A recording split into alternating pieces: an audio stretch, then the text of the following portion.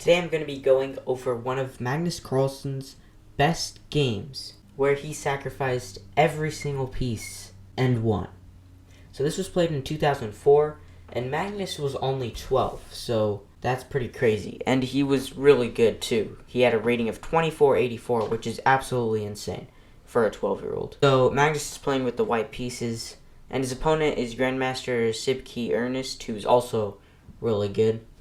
So Magnus starts out with e4, and then we have a Carlsen, the classical variation, where Magnus kicks out this bishop, locks it to h7, and the idea is to trade off, and then usually queen c7 is one of the top moves, but his opponent queen c7 to castle, long castle, but his opponent decides to go e6 instead. Magnus plays his bishop f4, covering the c7 square.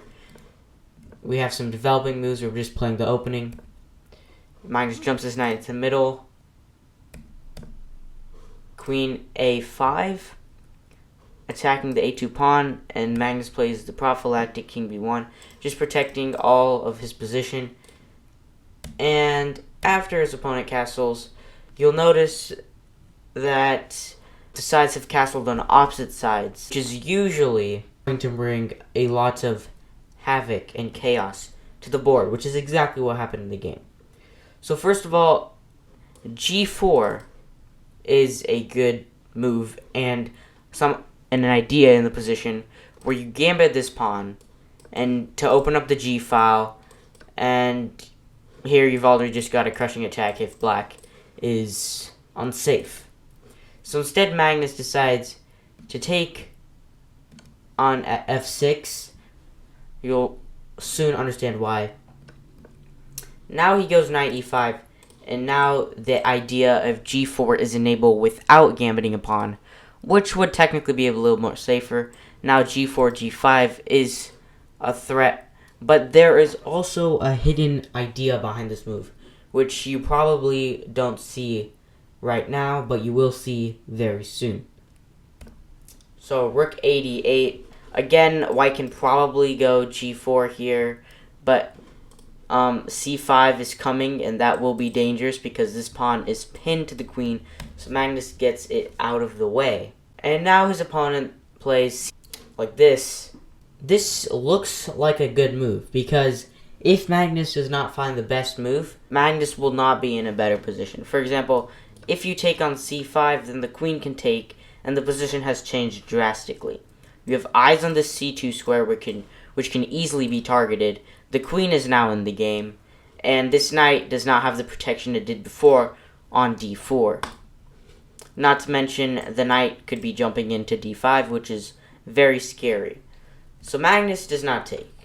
If you play something like c3, that is not good, because very soon you could be hit with some very dangerous stuff along the c-file.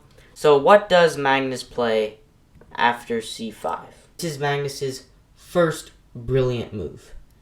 Knight to g6, which looks completely crazy. So first, let's analyze what happens if you do not take the knight. Because if I were you, I was Magnus Carlsen sacrificing something, I probably would not take it. But he was 12 years old, and his opponent didn't know who Magnus Carlsen was. So if you don't take, and you decide to go rook e8, now you can take on e7. Now you can take on c5. And if you take on c5, then I will take the free rook on d8. The queen has to stay protecting. So you might say that, of course, black should take, and then take. And now there's no rook on d8 to worry about. Except now, if you notice the eval bar shooting up, there is the tactic bishop d6, forking the queen and the rook, which is completely winning. So after knight g6, if you don't take the knight otherwise, then I will take your rook. So you have to take otherwise. Now you'll think that Magnus can take on e6, then after the king moves, I take the bishop. Except that's wrong, because knight e5 and your queen and bishop are getting forked, and you're not going to survive this battle. So after king to h8, Magnus does not take, and instead takes on g6. Now you'll notice that the king is suffocated in the corner on h8, has nowhere to go at all. So now black plays knight g8, but that black should have played queen b6, just trying to trade off the queens and minimizing counterplay. In which case, Magnus could probably take on e7. Now, the reason black played knight g8 is because he was scared of bishop h6, because that is going to be mate. So he plays knight g8, but now Magnus detonates the brilliant bishop to h6. What does Magnus do after knight to h6? He takes it, because after you take on h6, queen e7, and queen h7 checkmate cannot be stopped. Magnus's opponent is very good and obviously sees that. So he takes with the pawn. Except Magnus still takes. Because after knight takes h6, you take on e7, and you're like, how do I stop h7? Well, you'll notice that Magnus's opponent is up a rook and a knight, and he's down a couple of pawns. So he can stop it with knight to f7. Now, of course, you take this knight, which is what Magnus does, and now you'll see that this rook on f8 is too busy guarding this, and no rook can attack the queen like this. This rook is also suffocated, and this queen cannot play to c7 to trade off the queens, and it can also not get in the game because it's blocked by this c5 pawn. So, black plays king g7. There were many tries here, but king g7, it's just a basic move trying to get the f7 pawn.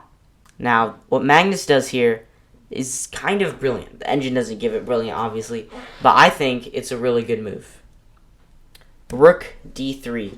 He's trying to get the rook over to g3, where if black is not careful, it will be mate. And before you say that queen e1 is mate, it's not, because the queen protects this square. So now, black plays the clever and tricky rook d6. It's because if you take this rook, then your queen no longer protects e1, and queen e1, rook d1, queen takes d1 is back rank checkmate. Now Magnus is not going to fall for such a party trick. So instead, Magnus plays the best move, rook g3 check. Now what this does is it sort of forces rook g6. Because if you go anywhere here, it's mate after queen h4. So his opponent is forced to go to g6. And now there's only one move that Magnus has to make. So Magnus just goes queen e5. He allows the king to take, and it looks like it might escape for a second. Except it's not. Because Magnus now plays queen f5 check. And if you go king to e8, there will be rook e3 check. Don't forget that queen e1 is a threat and has to be stopped. And now it's forced with counterplay, and wherever you go, this rook will be taken. So Magnus' opponent is a good sport and allows a very nice checkmate. Rook f6, queen d7 checkmate. Because the rook cuts off all the squares, the king is suffocated by its own pieces, and it cannot move anywhere. And remember, Magnus was only 12 years old when he played this game, which is very cool.